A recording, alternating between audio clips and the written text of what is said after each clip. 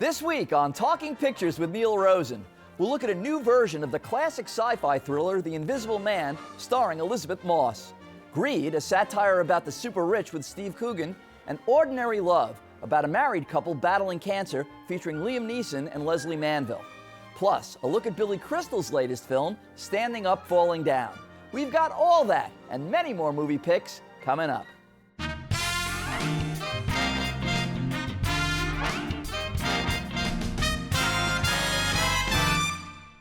I'm Neil Rosen. Welcome to Talking Pictures. It's our monthly Critics Roundtable show where we debate what's worth watching and what's not when it comes to new releases, hidden gems, and Hollywood classics. Joining me are Lisa Rosman from Signs and Sirens, Bill McCuddy from Gold Derby, and Justine Browning from Entertainment Weekly. Let's start out with a look at several new films hitting theaters, beginning with a new remake of The Invisible Man. Let's take a look at a clip.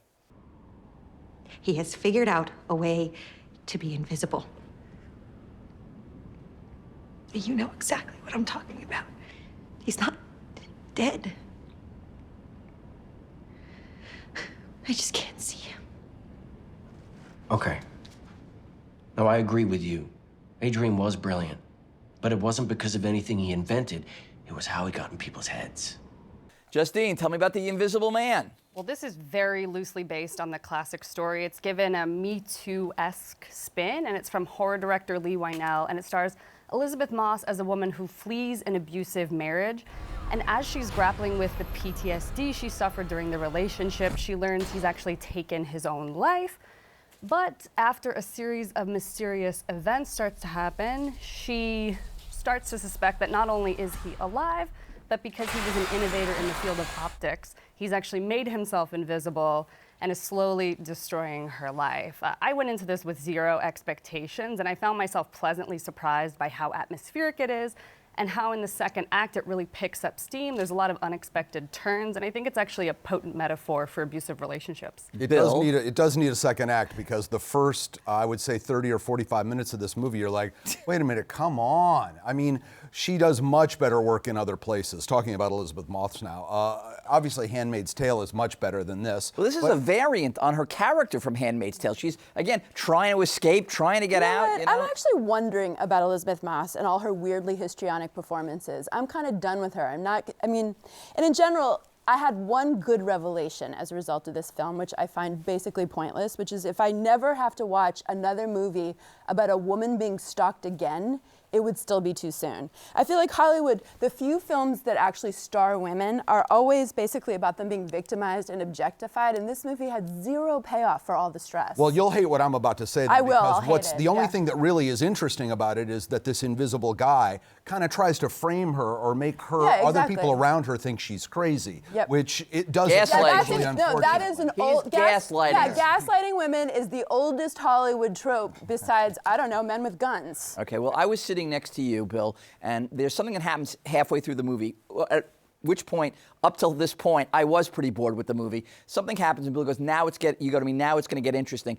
And it did get interesting. I mean, you know, listen, there's good entertaining trash, like the Netflix series You, for example. First season, thank you, Lisa. And there's bad entertaining trash. And this is entertaining, you know, it's an entertaining B movie. If you accept it on the B movie trashy style of what it is, I think you'll have a good time with it. Anyway, moving on, let's talk about a movie called Sorry, We Missed You, which is a real 180 from The Invisible Man. For 50 years, director Ken Loach has made kind-hearted, brilliantly researched movies that are kind of in the cinema verite style that champion the British working class. And he is age 82 and he's done it again. Wow. This one focuses on the gig economy. It's about one Newcastle family of four that's living paycheck to paycheck with a delivery driver dad, a homemade mom, both working endless hours with zero benefits or protections. This is really undidactic, expert storytelling and craft work, and there's really beautiful performances from Chris Hitchen and Debbie Honeywood as the parents. And I feel like the whole premise of how high the stakes are of these people's lives and the enormous pressure that ordinary people are now facing, including the high price that kids are paying, is demonstrated with such empathy and a very little sermonizing. It is not an easy watch. It's a hard movie, but it's worth it. And this is a director who's at his best when he's capturing the perils of, the British working class. And from what I understand, he conducted a number of off-the-record interviews Yeah, he always does. with real families. Yep. And it gives it that added layer of authenticity and storylines that we don't normally see portrayed on screen, but are so important. It's poignant. It really packs a punch. It's so affecting. I'm less enthused than the rest. I think it's really a fine movie for the performances, but it sort of goes nowhere. I mean, it doesn't have a beginning, a middle, and an end per se. I don't agree at all. And I mean, it just sort of stops. It's very hard to watch. You guys are saying, like, be ready for something that's difficult. I got 20 minutes into this thing and thought, I'm not sure I can stay for the whole ride. I'm glad I did, and I won't think about an Amazon package the same way ever again. Thank you. Well, I was truly, affected by the film, and I'd be hard pressed to find somebody other than you who would not be affected by the film. I mean, it's a hard-hitting, Mr. masterful examination of labor exploitation. Yep. Set amongst an ordinary family Yep. in the UK. I mean, as you said, in this gig economy, I mean, this guy is like given a pack of lies that you can own your own business and you're going to drive the delivery van and deliver all the packages, and he just winds up spiraling downward. And his wife, by the way, both performances are tremendous. good. It's a vicious cycle of insufferable working conditions that this family has to endure. I mean, the entire family, the son, the daughter. Anyway, I can't recommend this movie enough. Sorry we missed you. Let's move on. Next up is a new film called Ordinary Love. Bill. Well, Liam Neeson has a certain set of skills, but melodrama is not one of them. He's married to the terrific Leslie Manville. She was Oscar nominated for Phantom Thread a couple of years ago, and she needs to be given more to do here. What she's given is cancer, and that's basically the entire script. She has breast cancer. They live in a small town someplace in Ireland, and the minutia of what she goes through includes way too many cliches, including a gay couple they meet in chemotherapy and something horrific that's happened to their daughter. Listen, I get it. He's very, very tired of making the same movie over and over again. But I think that this is kind of a misfire. It's very difficult to watch, and I think audiences are going to show up and go, okay, she's got cancer. When does she get kidnapped? I don't agree with you necessarily. I think that Liam Neeson has never been my favorite, but I think partly because perhaps in his own life he can relate to a dead or a sick wife. He brings something new to this. It's worthy, I think, as a character study of the marriage dynamics for the in sickness rather than the in health part. And this is actually written by playwright Owen McCafferty, whose wife did go through this ordeal. So I think It would work better as a play, I think. Yeah, but I think it gives an edge to these types of stories. It's usually glorified on screen. It feels so realistic. You feel like a fly on the wall watching a real couple, as opposed to a film, which could be a good thing or a bad thing. Yeah, but they have no friends. Nothing I happens agree. to him. Liam Neeson is pretty good husband, but I wanted more to their characters. I agree. I mean, we see her go to chemotherapy. We see her lose her hair and get surgery. I don't know who would really want to sit through a movie watching this. Well, this is why it came out in February. Let's just be clear. They clearly dumped the film because they knew it didn't have an audience. I'm sure she cut her real hair off, which is kind of amazing. Listen, the performances by Leslie Manville and Liam Neeson are quite good, but from a story, standpoint, there's nothing really that makes me gravitate to this movie. This is a very British film, though, in the way that it's distilled. Like, all it's really looking at is one thing, which is marriage dynamics. It's not trying to do the whole kit and caboodle, and I kind of respected that. 85% of the movie takes place in the hospital where she's getting the treatment. I don't think that's a bad thing. This is looking at the in-sickness part of how relationships fall apart when people are under stress. Yeah, I would pass.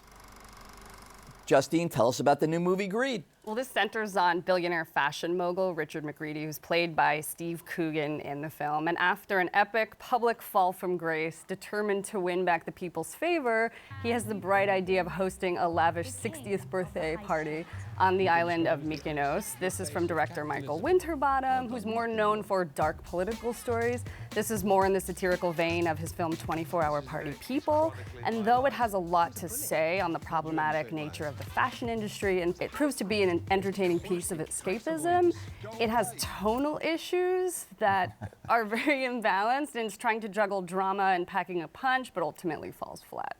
Yeah, I'm really disappointed here. And once again, I keep saying Steve Coogan is one of these hidden treasures, and he's going to someday have a huge hit. And I'm kind of come to the conclusion that he isn't going to. And one of the reasons may be Michael Winterbottom. You know, you mentioned 24-Hour Party People. They also make those road trip movies that are great together. But this movie is a real misfire. I mean, it's got a lot going on. It looks great. It's in Greece. They're having fun. They're probably making the other movie, which is set in Greece. With Bryden, where they drive around and eat at all those restaurants. So this was like a side thought, and it feels like a side thought. I mean, he's a wealthy guy. There are a couple of funny bits where they hire some lookalikes, including a George Michael lookalike. That's a laugh out loud moment. I wish there'd been more of the movie like that. I can't recommend this, and I'm a huge Steve Coogan fan. The problem is that they're doing sort of cake and eat it too filmmaking here. Like, he's trying to maintain ironic, comedic detachment. At the same time, he's trying to make these sort of searing social commentary, and the two tones don't mix. I felt like I was watching two movies in one. To me, the only really good thing is I'm not a huge Steve Coogan fan, but this was an excellent use of his natural smugness. Yeah, smugness, right. By the way, stay till the end because it makes some excellent points about how underpaid women are around the world. But the rest of the movie, which tries to do that, really doesn't. The end credits are the best part of the movie when they say that, you know, the 28 richest people in the world make more cumulatively than 3.8 billion of the poorest people. And off the backs of those 3.8. But look, the Steve Coogan character isn't likable. He's not supposed to be. There are flashbacks when he's a bully, when he's in school. I mean, for his 60th birthday party, he's building a replica of the Colosseum in Rome, complete with an actual live lion. I wonder how that goes. Yeah, there's a metaphorical end, which I thought was really not so good. I mean, you know, Coogan's fine, so is Isla Fisher. It's the script that I had a problem with. All right, moving on. There's a new film in theaters called The Night Clerk. Lisa. Okay, one of the weirder genres to come out of Hollywood in recent years is the thriller that's anchored by a person with a neurological disorder. Be it Tourette's in Motherless Brooklyn or autism in The Accountant. And now you can put this weird movie into the mix. Like the extremely unoriginal title suggests, it's about a night clerk, played by Ty Sheridan, who witnesses a murder through the spyware he uses to watch the hotel residents, especially women he finds compelling. Sounds creepy? It is. But worse, the film doesn't know what tone to take. Is it a murder mystery with the great John Leguizamo, totally wasted as a detective, or is this an empathic portrait of a man struggling to connect? The ending especially makes zero sense. I think it's very problematic the way this promotes voyeurism and the male gaze, and watching Ana de Armas's character fall for this maladjusted incel in the making was incredibly eerie, and it's also disheartening to watch these talented actors try to elevate this material, which is essentially aiming to be Hitchcockian, but completely misses the mark. She's so amazing in Knives Out that this feels like a huge, huge step down for her, and the audience as well. I'll give you the real headline here for me is that he doesn't play the whole affliction well. In the middle of the movie, I'm not sure he really does have this, and maybe the Asperger's. The Asperger's, and maybe he's been sort of isn't even a word they use us. anymore. I know that. Yeah, look, it's they use it in the movie. Okay. Right, that's what I'm saying. It's a word that isn't even used in the Well, you two go community. get cheesecake. I'll finish up here. So what I'm saying basically is this is a big misfire, and it's got a hugely stupid ending that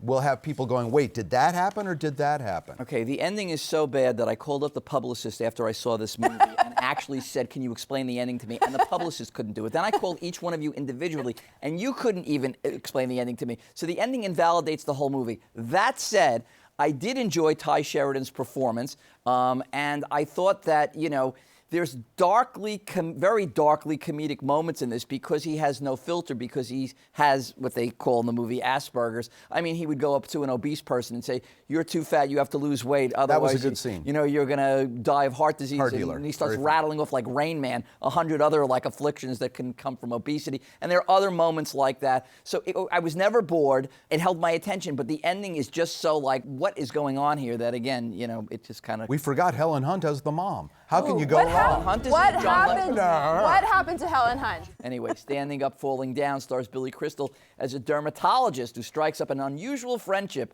with a young, struggling stand-up comic. Here's a clip. Psst. Hey, Rollins, right? Rollins. Hey, how you doing? Are you everywhere? I get around. What are you doing here? Honestly, I don't even know. What? You killed Rory. I didn't kill That's Rory. why you were stressed. What are you doing? That's your hand on his shoulder right before you strangled him. You already died of leukemia. He died of leukemia. Are you high? Yeah. Bill, tell me about it. After all this time, shouldn't Billy Crystal know what a comedy is when he reads it on the page? He's an alcoholic dermatologist, so he likes a pop every now and then. And he befriends stand-up comic Ben Schwartz, who's terrific in Parks and Recreation. He's a failed comic who's come back to live with his parents in Long Island. And we throw in Jill Hennessy from Law & Order and one of Meryl Streep's daughters. And that pretty well rounds out a tedious tale of Schwartz trying to get back into stand-up comedy and Crystal trying to help him get back with his old girlfriend. It seems funny on paper in places. It's not funny. Lisa? It is almost remarkable that someone managed to make such a pathologically unfunny film about such funny men. And I honestly think that's the only thing that's remarkable about it. Justine? I think that in less capable hands, it would have fallen a lot flatter than it does. But the two leads are charismatic enough that they prove engaging. And this is from a new director, Matt Ratner.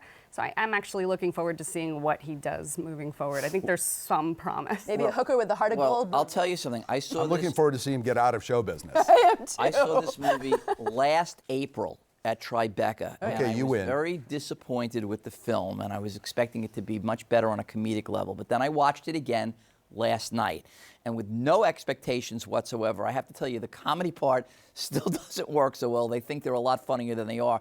From a dramatic standpoint, there are some scenes in this that actually do work. Billy Crystal, who is trying to reunite with his estranged son, played by Nate Caudry, and he's leaving these really sad voice messages on his machine that nobody's listening to.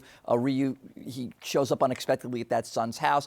I mean, these are some poignant scenes, and there's also a rendezvous that the Ben Schwartz character has with his ex-girlfriend, who's now married. That's kind of interesting. So I think the dramatic stuff kind of works now that I looked at it on a set. I think you're grading on a curve because the movies are so bad this month, honestly. Well, I don't know. Again, I think that if it starts streaming somewhere, you know, you might want to take a look at it. While you knit. Well, Standing Up, Falling Down follows a long line of films that looks at the lives of stand-up comics. There are a whole bunch of them that we're going to talk about. Here's a look at a few. Isn't that great? I have so many friends on the computer. What are you doing tonight? I'll be on the computer. That's what I do. It's a good thing. A lot of up-and-coming comics do warm-ups. It's a great way to start out. Darling, I'm not starting out. I'm finishing up. There's a big difference. Nothing on me is up-and-coming. I'll tell you that right now. Look. Good evening, ladies and gentlemen. Let me introduce myself. My name is Rupert Pupkin. I was born in Clifton, New Jersey, which was not at that time a federal offense. You're funny. You should be doing stand-up. What would I do? I'm not really no pimp. I ain't got no stable of hoes. I just created a character.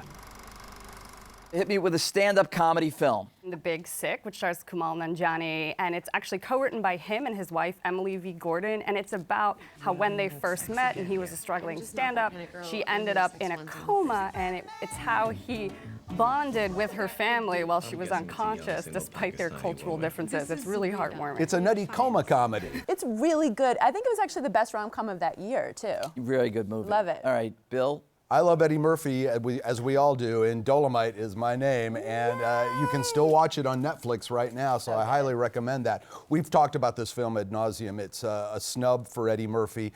The woman who did the costumes got snubbed at the Oscars, too. It's about a real comedian by the name of Rudy Ray Moore, who was kind of an under the radar for most audiences, but very well known in African-American circles, and was kind of a hero that made a movie within a movie, is basically the plot of this thing. And it's just a really joyful ride. One of my favorite movies of the year. Old Eddie Murphy, like the way we used to love him, is back, and written by the guys who did Ed Wood, and there's a lot of similarity between those two films. All right, I'm going to go with a movie that was my favorite movie of the year in 2009 when it came out, called Funny People. There are very few movies that get the stand-up world right, and this one does. Adam Sandler plays a famous comedian who finds out that he might be dying of a rare blood disease, and he seeks out his long Lost Love, played by Leslie Mann. It was directed and written by Judd Apatow, who knows the comedy scene, and that's why this is so on the money. And, you know, I think it's not only smart and hilarious, it also has an emotional resonance to it, too. I always say this is Judd Apatow's John Cassavetes movie. Like, it's long, it sort of shouldn't work, but somehow it works really well. The whole backstory of Seth Rogen actually writing comedic material for Adam Sandler and jettisoning his buddy Jonah Hill is right out of the stand-up world. You're exactly right. Judd Apatow gets this world right probably better than anyone else, and I'll go to see anything that has stand-up in his name on it. I like King of Comedy, the classic, brilliant film from Martin Scorsese, where Robert De Niro plays Rupert Pupkin, a disturbed, aspiring stand-up comedian who'll do anything in the world to get his big break on a late-night talk show that's supposed to be The Tonight Show, except Jerry Lewis is the host of the show, and that includes kidnapping Jerry Lewis. And if you want to, like, bookend this particular movie, and it's a masterpiece of a movie. You go see you see Joker, where Joaquin Phoenix is a lunatic stand-up comic who wants to now be on that, you know, a late night talk show, and now De Niro, instead of being the comic, is the talk show host. So you left out what a brilliant performance Sandra Bernhard had in this, and a so breakout for her. Go ahead, yeah. I always say to people when they ask me what I think of Joker, I'm like, just go see King of Comedy, which is inside that movie and is actually a brilliant look at vulnerability, whereas to me, Joker is just a pallid imitation and also a pathetic rationalization of white male rage. Hello. Well, Yes. what I don't understand about, and I loved it, I loved King of Comedy. So why would Robert De Niro come back many years later in 2016 and make a lousy movie about a comedian called The Comedian with Taylor Hackford? Listen to this. It's got De Niro, it's got Leslie Mann, who we just talked about a moment ago as the romantic interest here. He's an insult comic. It's written by a friend of ours, Jeffrey Ross, who's a really good one of the insult writers. comic. He's one of the screenwriters, along with Richard LaGravenese, who's an amazing screenwriter. And as I said, Taylor Hackford directing, and yet this thing is dead on arrival. Cannot recommend it less. He's fascinated, De Niro, by the stand-up comedy world. I mean, I think so. You know, he is. And yet he's not that naturally funny. Well, Punchline is another movie. I think that does, its saving grace is that it does give you a really interesting look into the New York stand-up scene in the 80s. You know, Tom Hanks is a budding comedian, and he takes a housewife played by Sally Field who wants to get into that world under his wing. And I think there are some moving elements to it, even if it is very. You know, I think it's the worst movie about stand-up comedy ever made, Thank you. and it doesn't even like reflect any reality to the stand-up comedy world. And it was so disappointing when it came out in 1988 because there were not a lot of stand-up comedy movies at that particular point. But there were comics who like weighed in on this thing and actually helped them behind the scene, including Taylor Negron and some other very gifted comics. But let me just say this about the 80s in comedy. There was no locker room in any of the comedy clubs. They portrayed this place as like something out of a country club. It wasn't anything like that. I actually love watching this movie because it's so like totally unfunny that it's actually delicious to watch. Like, it's the worst performance Tom Hanks ever gave in his life, and for that I am fascinated. Okay, well, I like Top 5 from 2014. Yeah, because you're in it. Yes, I am. Boo! Boo! Well, aside from me being in it, Chris Rock plays this former stand-up comedian who's now in this horrible franchise film series called Hammy the Bear, and now he wants to be taken seriously and do a dramatic movie called Uprise. Aside from me being in it, Adam Sandler is in it, and Cedric the Entertainer is in it, and Rosario Dawson is in it. And here, take a look at me in it right now. Your upcoming marriage is getting more press than this movie. I mean, I'm watching like television. Well, everybody's talking about that. Nobody's talking about this. Can we talk about the movie? We did that, really? What's really weird about this is I played a journalist at a press day. That is weird. Just saw. How'd you pull journalist off? Interviewing Chris Rock playing a fictitious comic. Right. Then I did the actual press day of the movie Top 5, where I'm myself and I'm interviewing Chris Rock as himself, talking about the movie. It was what's the word, meta that you use generally? It was meta. What do the kids say, meta? What do those kids say in English theory classes? So they're talking Oscar on this thing. Can you believe it? Ah, please, Neil, come on. No, I'm talking about my performance. Yes, your performance. I was talking about my performance. performance. Your performance is Oscar-worthy.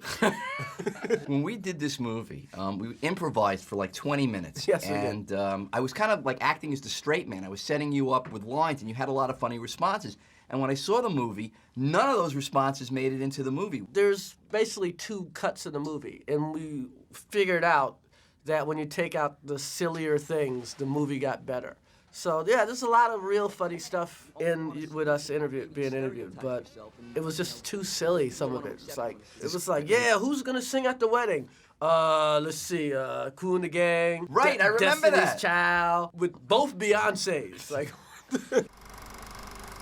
Lisa, I'm gonna let you talk about a movie that we both love. All About Nina. All About Okay, Nina. in full disclosure, I think this is more compelling as a study of recovery than a genuinely funny film. But it is based in the comedic world, and it looks at how we transform pain into performance with a stunning turn by the great Mary Elizabeth Winstead, who plays a woman who to really say what she's She struggling should have won with. an Oscar for that Or at performance. least been nominated. I mean, she's struggling with something which would be a big reveal to say, but suffice it to say, it's really about how trauma gets transformed into humor. And how comedic or any kind of career can get in the way of a romantic involvement. She's like with a guy I think it's her that's sort of- trauma that's getting in the way in this film. And I didn't buy the comedy 100%. No. in this. I didn't think it got it completely right. But I understand why you guys like this movie. I don't love it. She's brilliant. Common's terrific. It was my #1 movie in 2018 when it got released. Well, I rest my It's on case. Netflix right now. If you have Netflix, I urge you to watch this film. You know, I said that the best movie was Funny People that looked at contemporary stand-up comedy. The best movie that looks at old-time 1950s Borscht Belt comedy is Mr. Saturday Night, where Billy Crystal plays Buddy Young Jr. And we see the whole trajectory of this guy's life when he starts out like in vaudeville, and then, you know, he actually makes it to the top. He gets his own TV show in the 50s, a network television show, and then in the end, he's kind of resorted to playing nursing homes in Florida when he's an old guy. David Paymer got an Academy Award nomination as his brother, and then there's a little twist at the end where he has a chance to make a comeback where a famous director wants to possibly put him in a film. I can't imagine people will get that far as to waited for the end. And it's going to possibly be a Broadway musical with Billy Crystal at the helm, and this marked Lord save us all. I hope Billy Crystal's I directorial hope it's debut. better than was great. standing up. All right, that's a look at some movies set in the world of stand-up comedy, and that's about all the time we have. I want to thank Lisa Rosman. I want to thank Bill McCuddy. I want to thank Justine Browning. I'm Neil Rosen. Join us next time on Talking Pictures.